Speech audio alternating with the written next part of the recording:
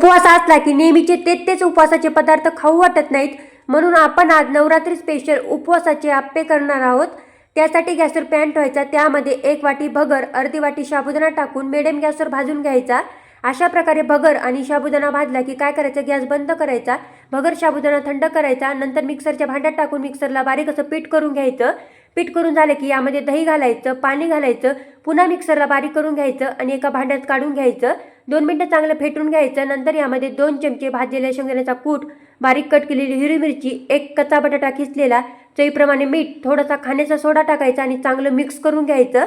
नंतर गॅसवर आप्पे पात्र ठेवायचं, त्याला थोडंसं तूप किंवा तेल लावून घ्यायचं आणि आप्पेचं मिश्रण गोलमध्ये भरून घ्यायचं, झाकण लावायचं आणि 2 मिनिटं वाफ काढून घ्यायची। पुन्हा थोडंसं तेल किंवा तूप लावायचं, पुन्हा नाही का आप्पे पलटी करून घ्यायचे। आप्पे पलटी करून झाले की दोन्ही साईडनं तेल किंवा तूप लावून आपल्याला आप्पे चांगले खरपूस दोन्ही साईडनं भाजून घ्यायचे आहेत।